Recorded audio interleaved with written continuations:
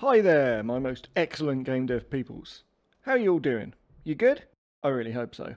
In the previous video in this series, we connected up some input handling stuff using Unreal's enhanced input framework, and we got some very basic movement things happening with our player character. This time, we're going to concern ourselves with the player character itself. We'll customize our character, adding our own specific little things to it. So let's fire up the IDE and jump right in. Before we get to the main focus of this video though, last time I left you with some homework to see if you could get the character to crouch. I'm going to quickly cover how we do that, and later in this video we'll also add sprinting.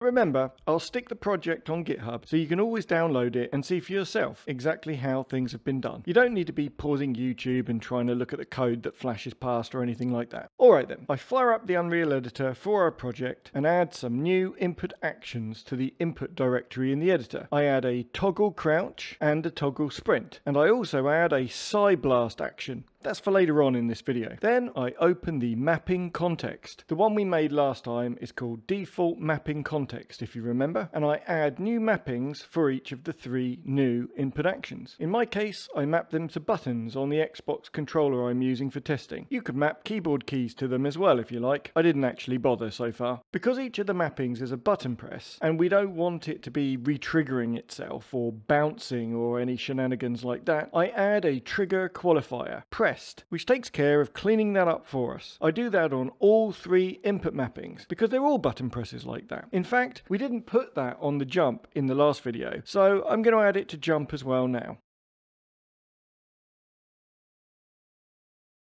We can now close the editor and return to the IDE. In player controller bb.h, I add three new properties to the U input actions that we already have. One for each of the new input actions we just made. Action toggle crouch, action toggle sprint, and action blast. And then I add the declarations for the three handler functions we will wire up to actually deal with them. Handle blast, handle toggle sprint, and handle toggle crouch. Then I add the actual definitions for those functions. I used Rider to put them in for me. Visual Studio can do the same, or you can type them out yourself. In the onPossess method we already have, I add the three if statements which then hook up the actions to the handler functions. It's exactly the same as what we did before. In fact, I copy and paste one of the ones we already have and just change it. In the handle toggle crouch method, I have the following simple code, which basically says, first we check that the player character variable actually has a value, and then we look, if it does, to see the B is crouched boolean. If we are crouched, we uncrouch, otherwise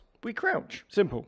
And that's almost it. I say almost because if we run it as it is, it just won't work. I mean, it should work, but it doesn't. And that is because for some completely bizarre reason unknown to the many people who have screamed in frustration when trying to implement a crouching function on their characters, it seems that crouching is turned off by default. No, I kid you not. Some pretty angry people out there on the internet have wasted a lot of time wondering why they can't get crouching to work, and what they were generally missing is this next single line of code, which for these purposes I am placing in the begin play of our character BB class. That line of code is enough to enable the crouching mechanism. With all of that in place, you should now be able to compile and test your project, pressing whatever you set up as a crouch input and bobbing happily up and down like a little thing which bobs up and down. Now that that's out of the way, let's get into this video properly. Customizing our character. This is supposed to be a fairly basic kind of entry-level situation we're dealing with here, so I want to give you examples that are both understandable and could be molded to your own purposes, yet not too complicated. Okay, so let's consider our game character for a moment. I'm going to say we want to have the following kinds of features. A custom health value, which can go up and down depending on the character taking damage from various sources and from being healed, and which has a minimum of 0, indicating the player is dead, and a maximum value which is flexible and can be changed during play to reflect different situations, such as it increasing if the player becomes generally more healthy, and maybe the max being decreased as the result of the player suffering certain types of bad things, like a wasting disease or a poison or whatnot.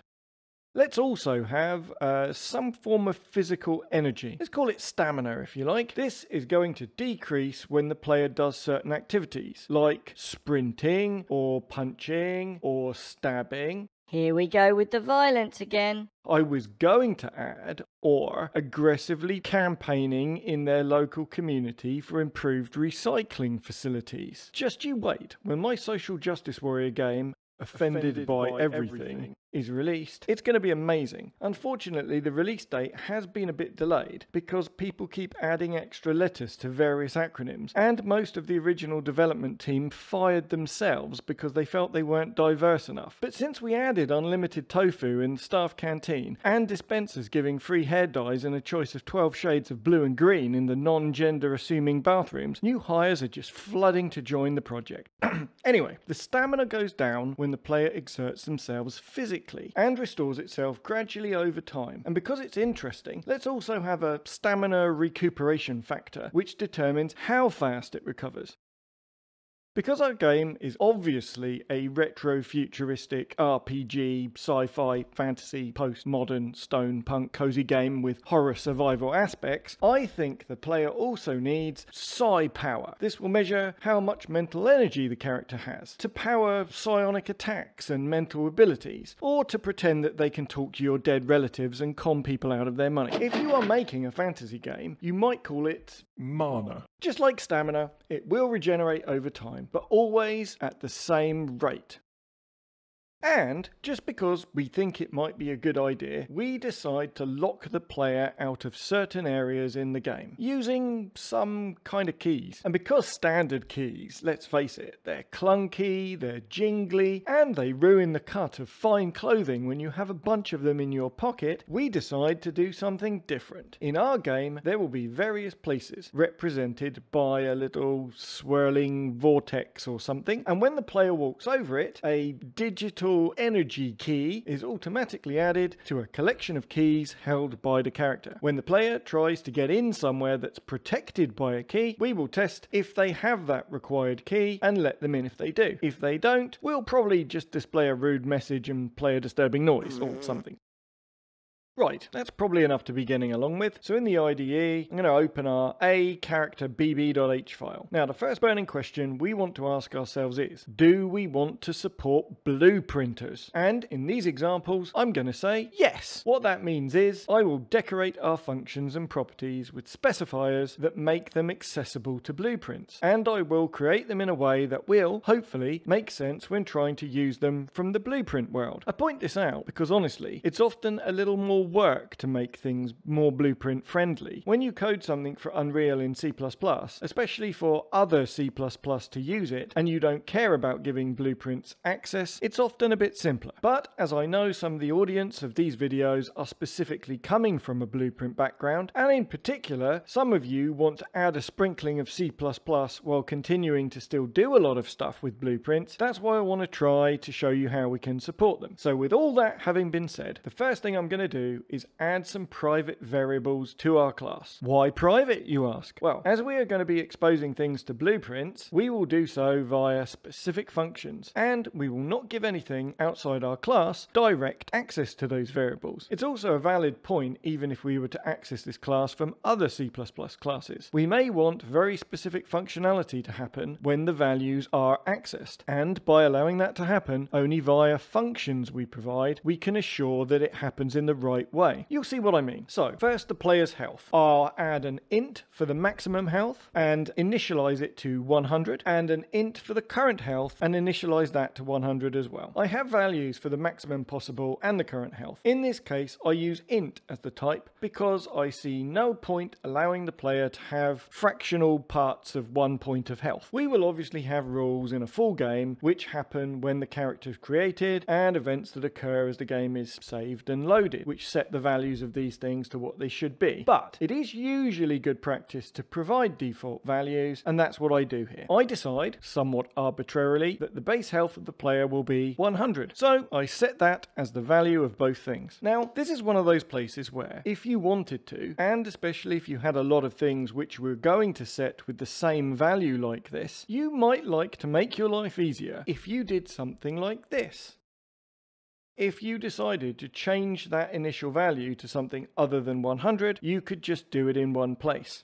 So, for the stamina thing, I'm going to add this code. Yeah, that's right. This time, I'm using floats because, obviously, stamina is represented better by a float and health by ints. I mean, it's as plain as day because reasons. And absolutely not because I'm just using different data types because this is an example. Next up is psi power. This one is going to be pretty much the same as one of the other two. So, either an int or a float. I don't know. Whatever. I'll use a float this time. In this case, we, again, rather arbitrarily, decided that the mechanic is maximum psi power is always fixed and always recharges at the same rate, never affected by anything else. So we only needed one value there. Convenient. So that leaves us with the idea of the keys. There are a number of ways you could do this, depending on exactly how you want the key functionality to work, and also if you wanted to actually represent each key in the game in a different way, like having different meshes or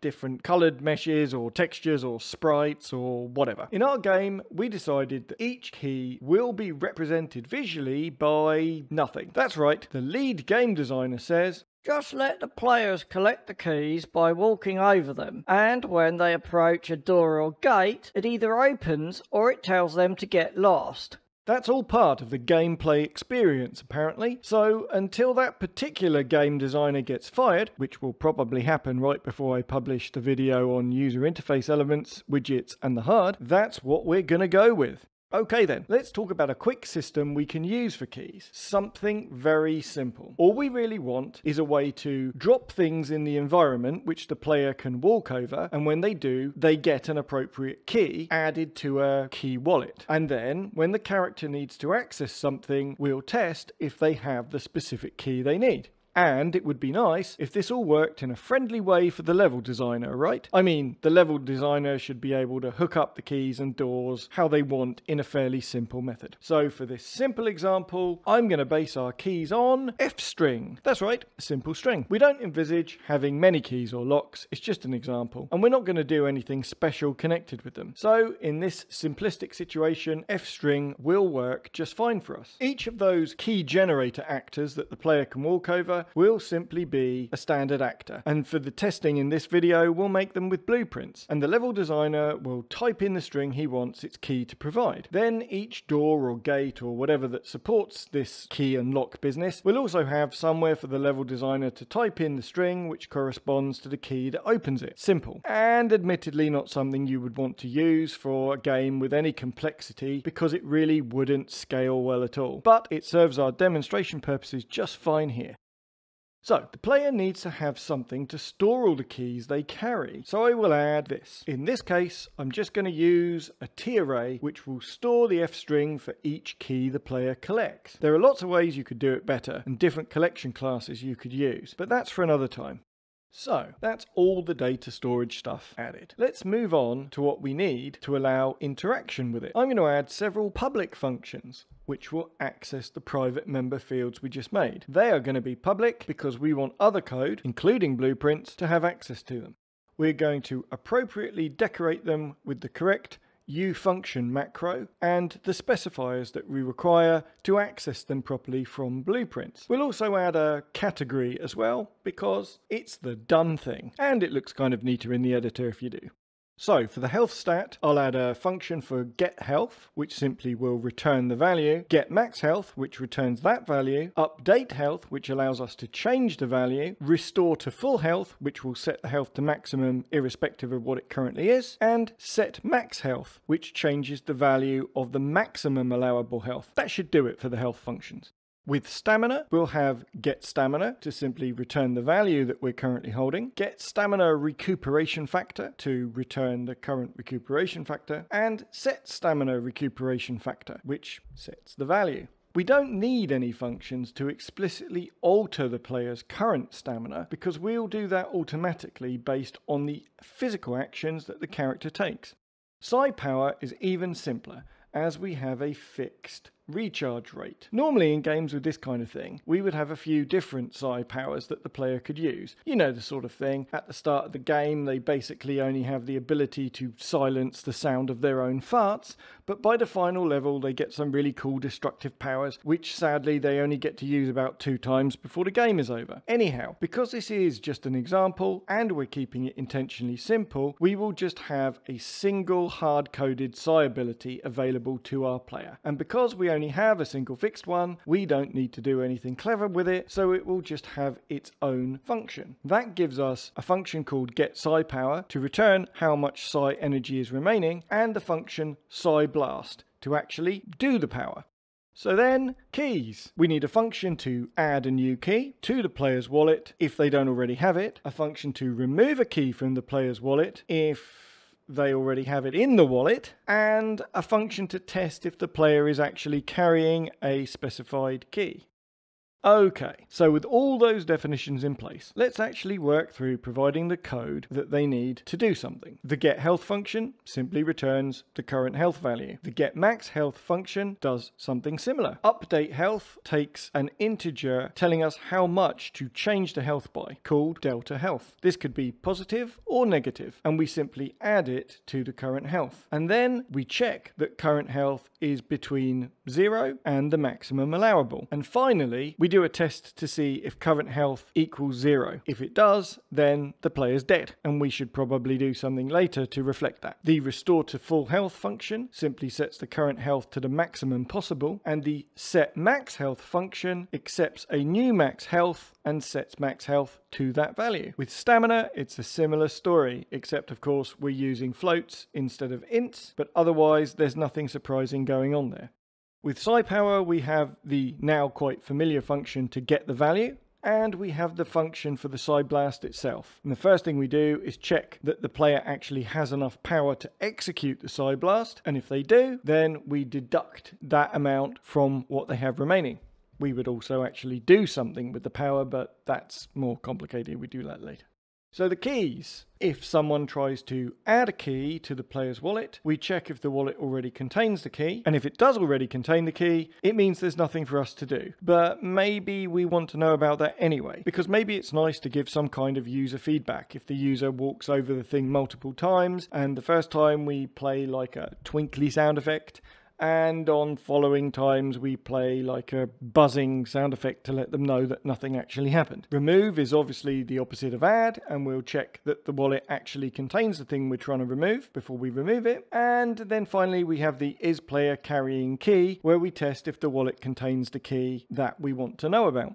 Let's take a moment to think about how we're going to use some of these things. So we have a bunch of public functions exposing or allowing us to modify the private values that we keep safe inside the class. And we have made it so that blueprints can also access those things. This means that blueprint code can call our functions and get the current values of stuff when they need it. But perhaps that isn't always the best way of doing things. In the next video, we will be looking at the HUD class and making some widgets to display the kind of things we're adding in this video. So what is the problem? Well, let's say we have a widget that displays the character's current health. A nice, stereotypically red bar down one side of the screen, right? And how does that work? Well, as it stands right now, such a widget would need to fetch or read the data from our player character. The widget has to keep a reference to the player character and ask for the value, which is fine if it only had to do it one time. But of course, we want the widget to be updated to show the current health as the game is being played. So what do we do about that?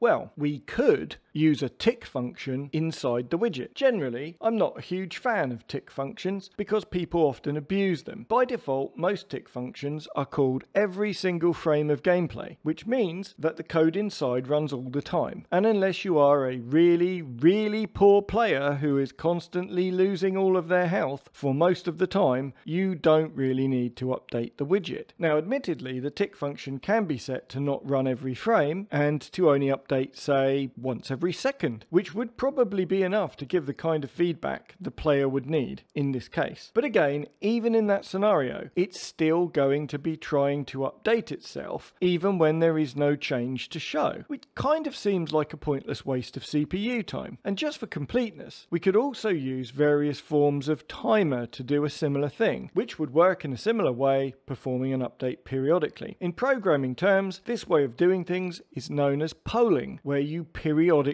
keep checking something. However, we do have other alternatives available to us with Unreal Engine. Wouldn't it be nice if when the value was changed, the function that changed it was able to notify anything else which was interested and tell it the value that had been updated to? Well, we can do that, and it's not really much work to do it. We're going to use something called Delegates. No, not the people who meet at convention centres to supposedly listen to talks about the latest treatments for skin diseases, dodgy sales techniques, or how to unleash your maximum inner potential, but actually just spend 3 days in a hotel getting drunk at the bar on their company's expense account. These delegates are basically a way of defining a type of function. I will probably produce a separate video discussing delegates in more detail to give them the coverage they actually deserve. If you are not new to C++, you might already be familiar with the term function pointers. Delegates are basically that, plus some extra functionality. When you define a delegate, it basically allows you to give a type name to a certain shape of function. What I mean by shape is the number and types of the parameters. Think of it like a plug socket. You are saying what to call it and what the pins inside it are for. Once you have a delegate, you can make a property of that type, and then something else, another piece of code somewhere in your project or a blueprint even, can attach their own function to it. As long as their function, the plug, is the same shape as your delegate, the socket, everything's okay. And if that's beginning to sound a little creepy, I'm sorry. I just couldn't find a way to phrase it that didn't end up either sounding like a military guide for field stripping an M16 or a high school introduction to human reproduction. So, in addition to the shape of the function, your delegate definition also determines how the delegate will actually work. It might allow one thing to connect to it, or it might support many things, all plugged into its socket at the same time. Hey, stop giggling right now. Look, if you can't take this seriously, anyway, so you have the delegate and things can wire up their own function implementations to it, and then you can trigger it, and whatever functions are connected will be executed. Cool stuff, huh? Sounds a bit complicated? Well, it's not too bad. It might take you a few tries before it really sticks in your mind, but I'm going to walk you through it. The first thing we have to do is declare the delegate itself. We do that outside the code of the class because this isn't something that belongs specifically to the class, even though it's associated with it. And we need the things that are going to be calling it to be able to access it as well. In this case, I declare a delegate we can use for when the health of our player changes, but also for when any other int-based stat is changed. It's called fIntStatUpdated because it could be used for when any stat based on an int was changed. Right now we only have health, but you never know. We could add more down the line.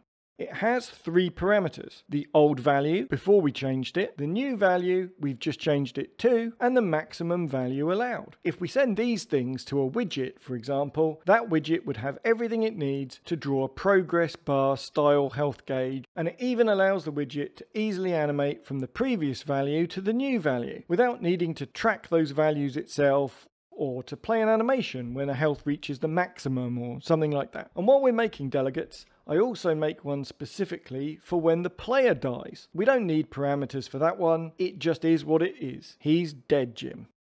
Because we chose to use floats for psi power and stamina, we will of course need to make another delegate that can be used for those. It's basically going to be the same thing though, but using floats. This one is called fFloatStatUpdated. And perhaps we can do something for the key wallet also. Let's first create an enum, and then we can use it to send specific notification information when something happens with the key wallet. The enum, ePlayerKeyAction, will represent exactly what action is just being taken with the wallet. So there's add a key, remove a key, and test a key. And then the actual delegate that we will have when an action happens will pass parameters containing the string of the key being used, the action being taken with that key, and whether that action was successful or a failure. So now inside our A character BB class, we can add properties that use those delegates. We have an on health changed, an on player died, on stamina changed, on psi power changed, and on key wallet action. Notice I have made them all blueprint assignable, meaning that blueprints can use them too. Okay, so let's update the code in our functions to actually trigger these delegates at the appropriate times. I'll change the update health function. First of all, I add an if statement looking at the current health value and saying that if it's less than, which it shouldn't be, or equal to 0, immediately return from the function and do nothing else. The reason we do it this way is so that if the player dies, inside this function, their health will be reduced to 0 and the notification that they have just died will be sent. After that point, this function can't be triggered again because we'll detect that the health is 0 and will automatically come out of the function. This stops the kind of errors where things got queued up right before the player died. So for example, just as the killing blow was landed and the player died, they drank a load of health potions or something like that and things got queued. This way it stops them being dead and then suddenly coming back to life again. Once the player is reduced to 0, that's final. They're dead and that can't be changed. After we calculate the new current health value, we compare it to what we had before we did anything. If the value is different, then the health value has obviously changed. And if the health value has changed, we need to send a notification about that. And the way we do that is we say onHealthChanged.broadcast. Broadcast will call any delegates currently bound, and we pass them the old value, the current health, and the maximum health.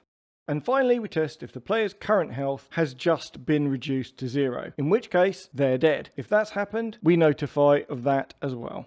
With psi power and stamina, we don't need to broadcast messages from the code in their update methods because they actually will be updated in the tick method. And that's where the notifications will be fired from. But you said tick's not good and we shouldn't use it.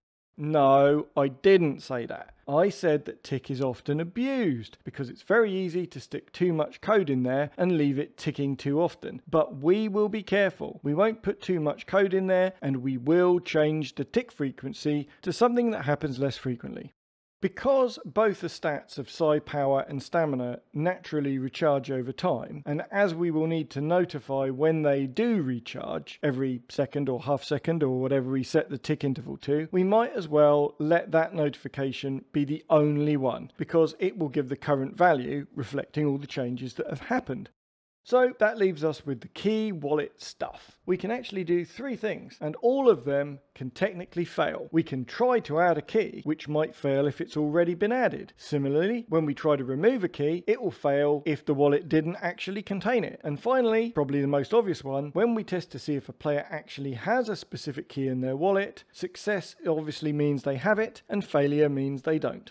Okay, now let's deal with that tick method so we can update those stats which naturally restore over time. First, we need to get the tick method working for our actor, and we do that in a constructor. The primary actor tick b_can_ever_tick equals true line is boilerplate code I get whenever I create certain actor classes. I would have guessed that we don't actually need it because we're going to call setActorTickEnabled. But when I looked at the code for that function, remember F12 to jump to the code in the actor base class, I can see that setActorTickEnabled actually checks the value of b_can_ever_tick first. So we do need to set that too. In addition, we use setActorTickInterval to override the default behavior of ticking all the time and provide a value of 0.5. or half a second interval. That is likely more than often enough that anything listening for updates like widgets can refresh themselves with new values. And it's almost an eternity as far as a modern CPU is concerned. So we won't be wasting precious cycles processing things when we don't really need to. Even so, we'll still try to construct our tick code to execute the minimum it actually needs to. First checking values and only actually doing anything if there's something that needs updating.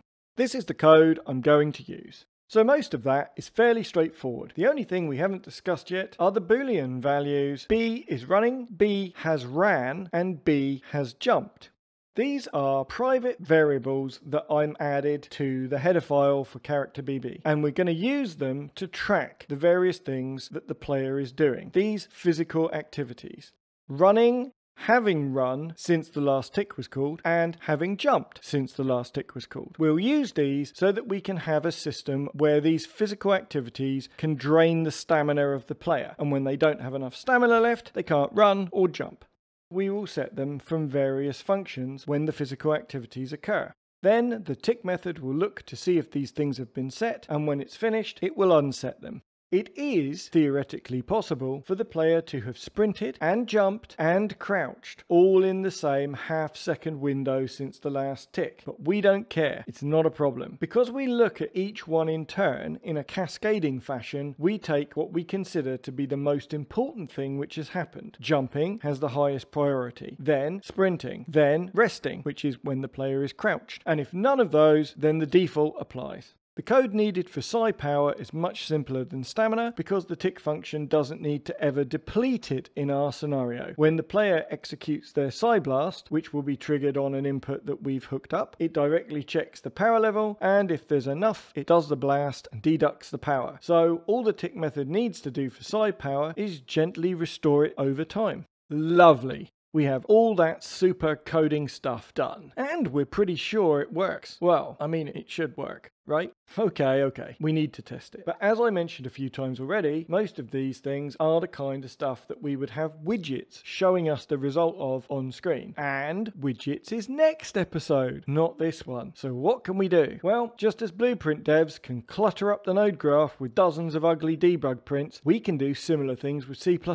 At its most simple, it boils down to two choices. The first, gengine add on-screen debug message, will, as the name implies, allow us to write a debug message to the screen. It works much the same as the familiar Blueprint print, letting you choose both the color and the message with which you want to pollute the screen. The second method is using the UE-log macro.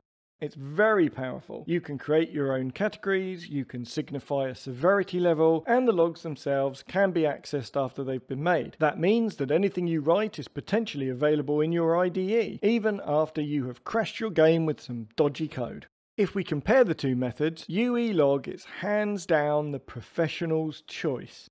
But add on-screen debug message has pretty colors. Oh, for crying out loud. Fine, we'll use the damn colours. If we pop a few lines of that at the end of our tick method, it will give us a temporary way of seeing what's going on. And to keep the rest of the testing as simple and transparent as possible for now, without needing to introduce a whole load more C++ stuff we haven't discussed yet, I'm going to do all the testing in the editor using blueprints. That's right, we made all our stuff blueprint friendly. And I know many of the people who watch these videos want to know how they can use C++ to enhance using their blueprints, and that's exactly what we've done. So I make sure the code compiles, and then I run it, which fires up the editor.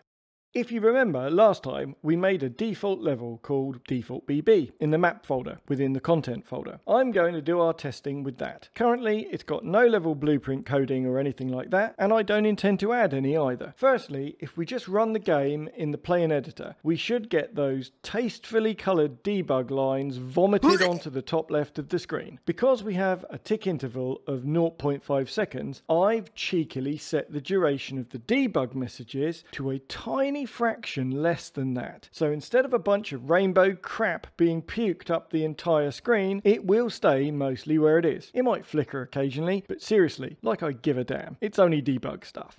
The display is giving us the following data. Orange is the number of keys we currently are holding. Cyan is psi power info. Green, stamina info. Red, health info. And silver, which looks like grey to me, but whatever, is if we have crouching or sprinting toggle engaged.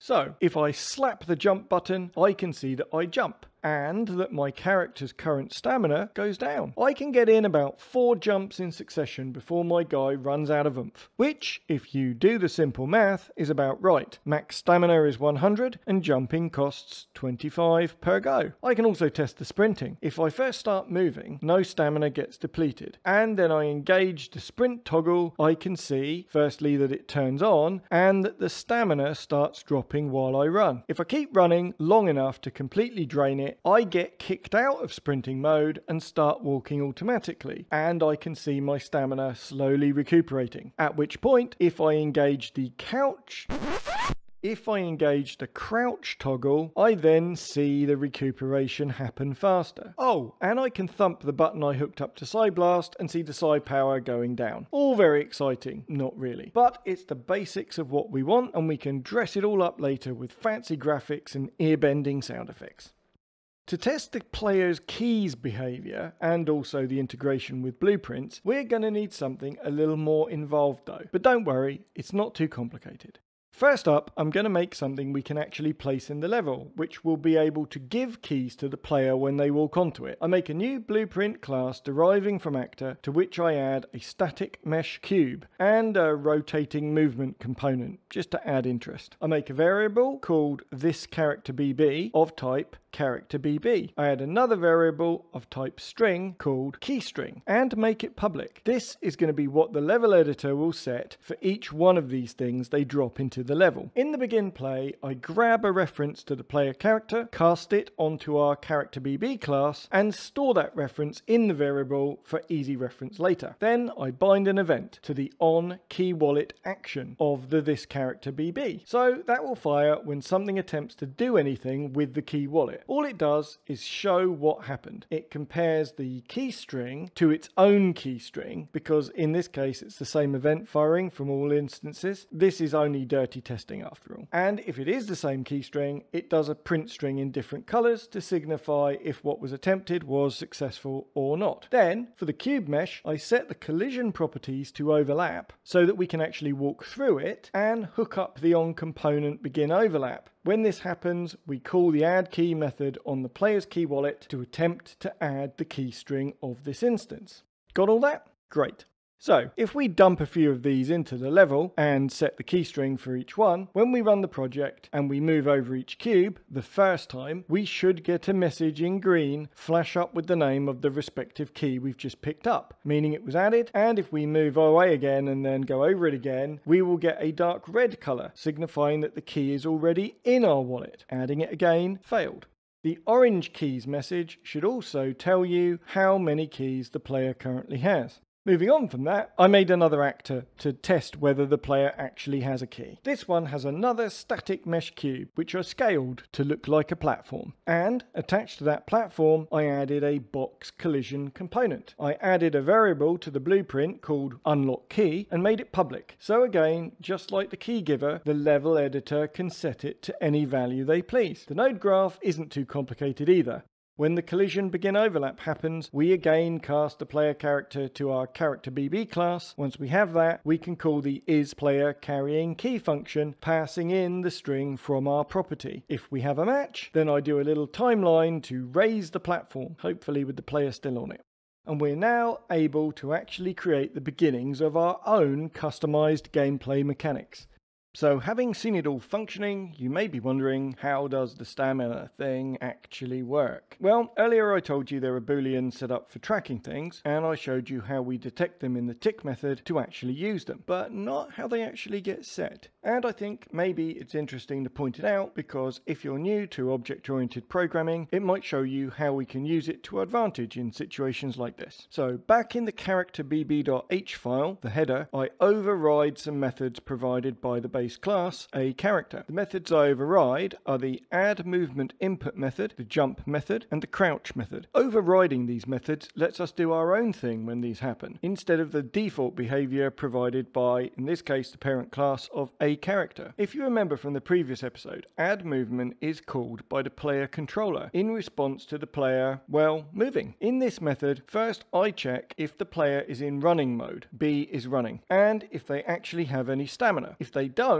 then I turn off running mode by calling a public set running function, which I also added. That's why using up all the stamina automatically kicks the player out of sprinting. Then I call the super add movement input method. Now, super is just a way of saying the parent class. So we're not getting rid of the add movement code that a character would normally be providing for us. In this case, we're simply doing some of our own stuff and then calling it anyway. That way we don't miss out on anything which that function is doing. And finally, if we are still in sprinting mode, that is B running equals true, then I also set the B has run boolean to true. B running tells us the player is in sprinting mode, but B has run tells us they actually used it in this tick period. Jump is simpler. We test if the player has enough stamina to actually perform a jump. If they do, we make sure they're not crouching and call the super method to let the jump happen as a character would normally do it. And we set the B has jumped flag to show they actually jumped. If they don't, we do nothing, effectively swallowing the jump input so that nothing happens. Again, we don't actually need to deduct any stamina. That gets handled in the tick method when it sees that we've set the flag.